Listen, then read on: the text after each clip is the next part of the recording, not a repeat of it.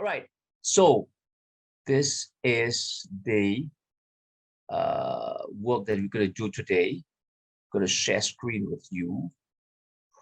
Oops, where did it go? Okay.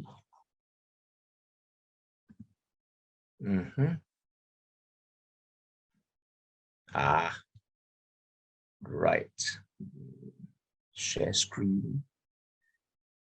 So we're going to do this. Okay, we're going to do paper 1,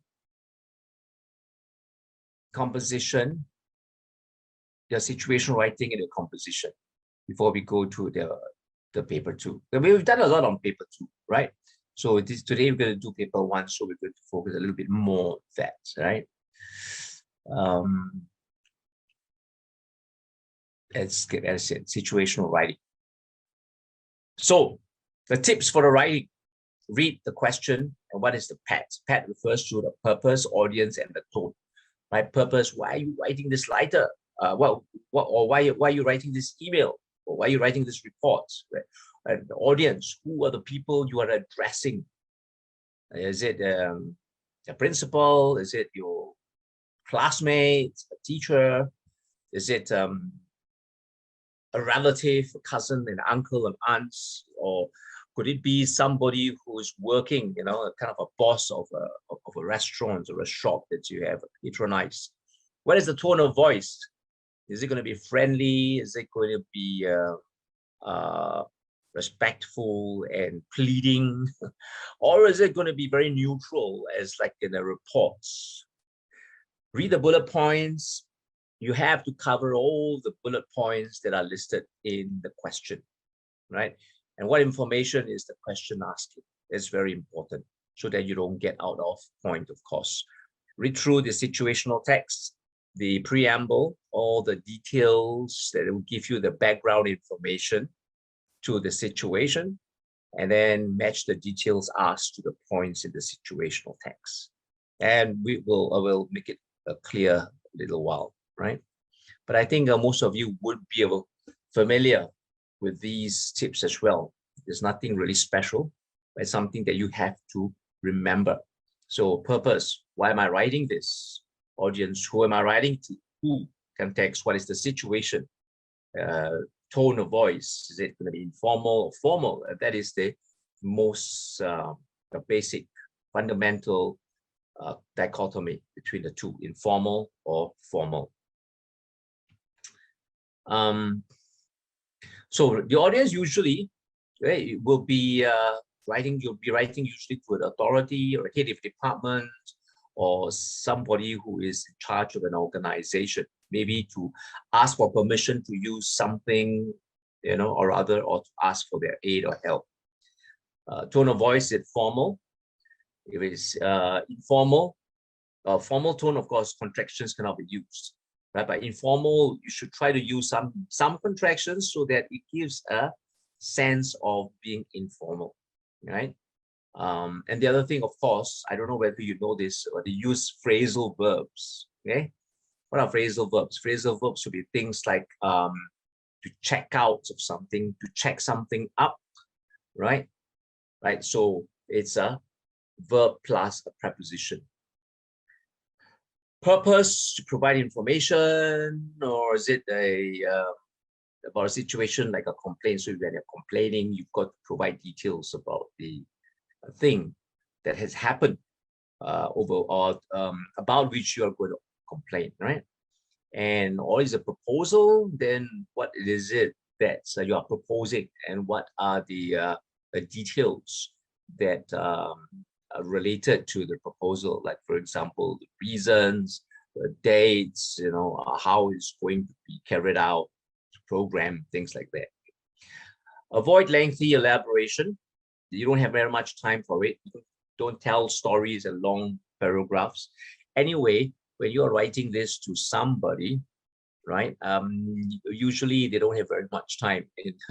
If you are very lengthy, they'll tend to give it a miss, they'll feel that it's too long. They don't want to waste time on it. So be concise on the things, right? And concentrate on the main topic.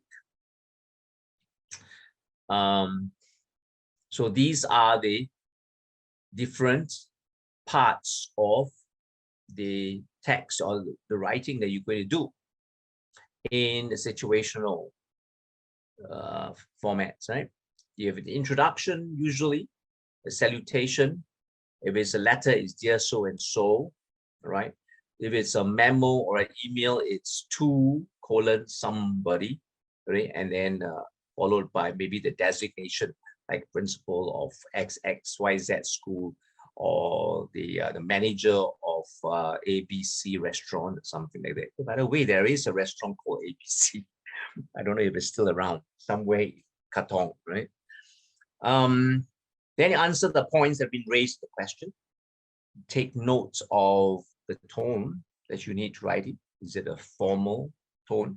If it is a formal tone, then are you supposed to sound angry or disappointed, you know, or maybe apologetic if it is something that you have to apologize for, of course. Then the body two would be further details, and then a conclusion. And usually the conclusion, you have to restate sort of like, or refer back to the purpose. Sometimes by expressing a hope that, you know, the purpose of the letter will be fulfilled. So if the letter is written to get a refund, for example, then you could say, I hope that, you know, your establishment, your company would agree to refund this, you know, and something like that. Okay. And maybe a little bit about the future, going to the future, right? And I look forward to patronizing this restaurant, you know, I look forward to working with you again, or something like that. Look forward to, let's say, projection into the future.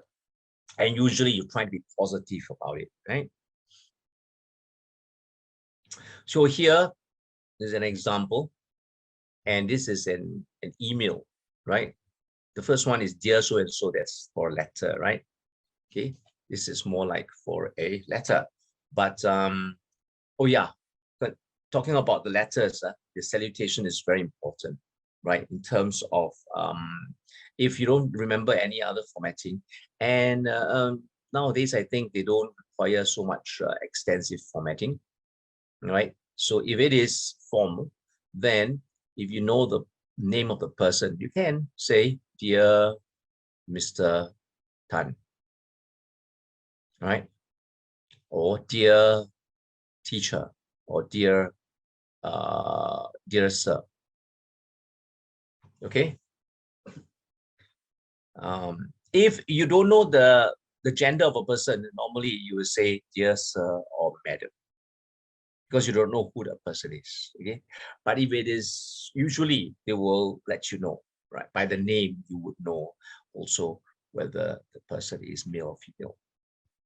But if you say, dear Mr. Tan, and there is a letter, then you've got to finish it with a yours sincerely, for example. Okay, which is less formal. But if you have sir and madam, then usually you would have write down yours faithfully. Okay, so I think that is still being practiced today, right, for a letter. Any questions? Everybody good? I think you all know that, right? Now, if it is an email, then you would, well, you can usually the email, you will come up with the email itself, right? And from whoever it is.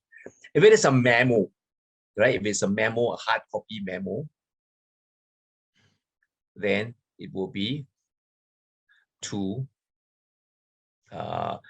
if you know the name, to Mr. So-and-so, Mr. Tan B. Tan B. not only B. B is usually a girl's name. Tan Bing Tang Bing Hua. Okay. Then from, then it is of course you, from you, whoever it is, right? And write down your name, your own name. But if you don't know who it is, it's no longer to sir or madam, right? So if it is, you don't know who it is, then you say to whoever, whomever it may concern, right? Whomever it may concern. So that's provided you don't know who it is. But usually they will tell you who it is. That's the usual. Okay, that is in the case you don't know, then whomever it may concern, right? Okay, then in email, usually you have a proposal. I mean, you have the title, the subject. What is it about? You just write on the title, subject. Okay, and then you have the introduction, dear. So it becomes a letter, dear Principal Tan. Then it would be, you know, usually then you will write for email. It's not so much yours sincerely, but with regards or with warm regards. Okay, regards so and so. Okay, the purpose. I'm writing this to propose. I'm writing this proposal. Oh, it should be proposal. I'm writing this proposal to initiate whatever because I believe whatever. Okay.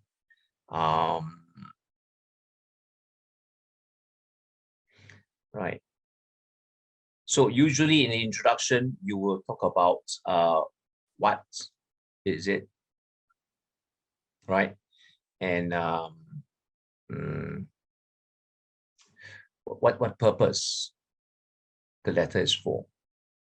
So straight away tell, but you don't have to have the details yet.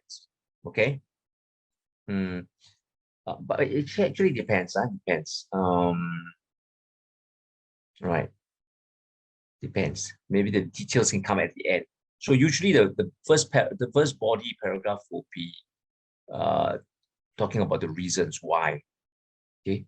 What it is again, what program or what activity, right? And then after that, the reasons why you propose this, right? And there are other activities that are compared, they're given why it is they've chosen this particular one. That will make it easier to write the reasons. Right? And then the body, second body. Okay, this one is for the body one. This is for the introduction, right?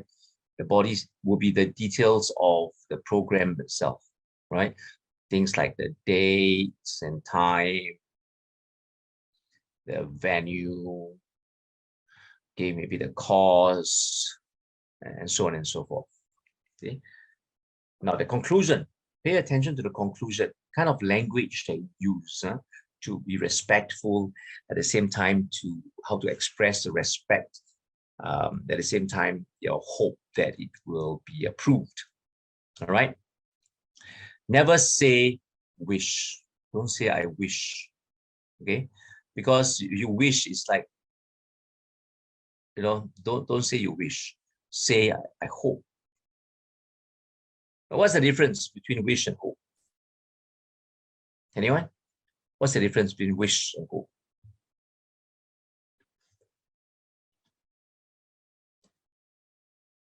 What is the difference between wish, I wish, and I hope something will happen? I wish that this proposal would be accepted. I hope that this proposal would be accepted. Wish is too strong, isn't it? Wish is like you are wishing it as if like you want to have it approved. You want to have it approved. Okay, it's more like I hope, right? I hope to. And don't use want. Okay.